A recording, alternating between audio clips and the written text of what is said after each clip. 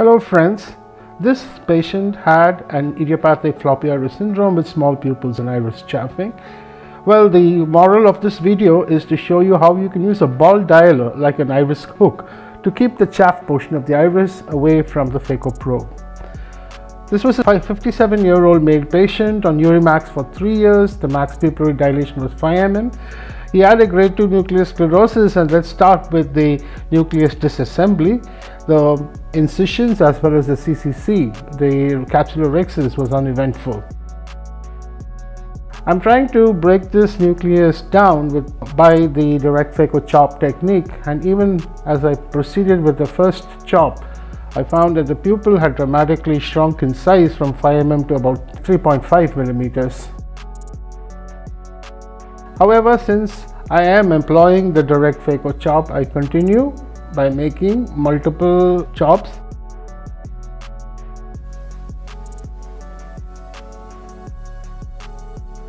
The machine I'm using is a Stellaris machine with vacuum on demand.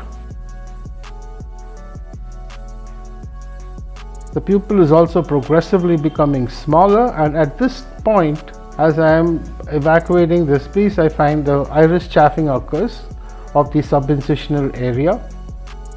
Now you know that once the iris chaffing occurs, there is a tendency for this iris to keep getting sucked into the phaco probe again and again, and therefore I try to keep my phaco probe away from it, only succeeded in holding the opposite portion of the iris. However, significant chaffing did not occur at this point. The chaffing occurs not because you hold the iris, but because you apply phaco power while holding on to the iris. And that is why the portion at around 7 o'clock did not get chaffed, even though I held it.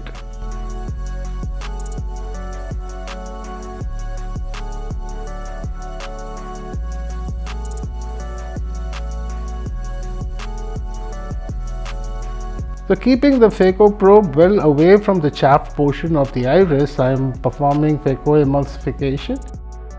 The trick is to activate the phaco power only after the bevel has been occluded by the nucleus fragment.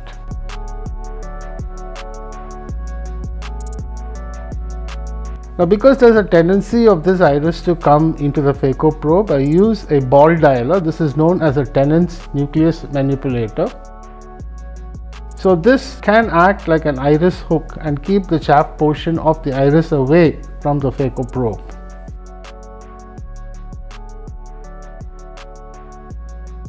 Nucleus disassembly has now been successfully completed. While pulling out the phaco probe, the iris has a tendency to prolapse, reposited with viscoelastic. I attempt to remove the cortex using a Sinskey hook to retract the iris, but I find that this device is quite inadequate. Even though you're able to retract the iris by pulling on the surface of the iris, the chaff portion of the iris tends to come within the coaxial IA port. A small bit of nucleus fragment that was left behind is crushed and removed through the coaxial IA port. Now I switch over to the ball dialer once again. The advantage of the ball dialer in cases of IFIS is that it helps to hold and push the edge of the pupillary margin away from the phaco probe.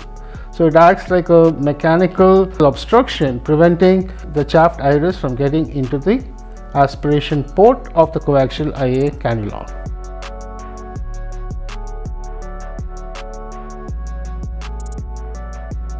So this is why in cases where there is IFIS, it is better to retract the iris using a ball dialer. You see now the entire bag is totally clear of cortex, and I move to the final step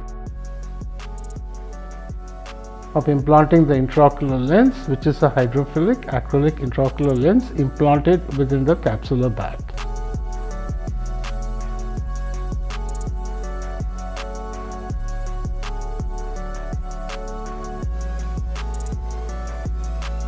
There are several tricks that have been proposed in the management of IFIS, which is the use of epinephrine at the start of the procedure, use of iris hooks to prevent pupillary shutdown as well as keeping the iris away. What I propose to show through this video is that in case there is a chafing and only a small portion of the iris is chaffed and you can still go ahead with the phaco procedure, you can use a ball dialer temporarily as a device to keep the pupillary edge away from the phaco probe without having to resort to iris hooks.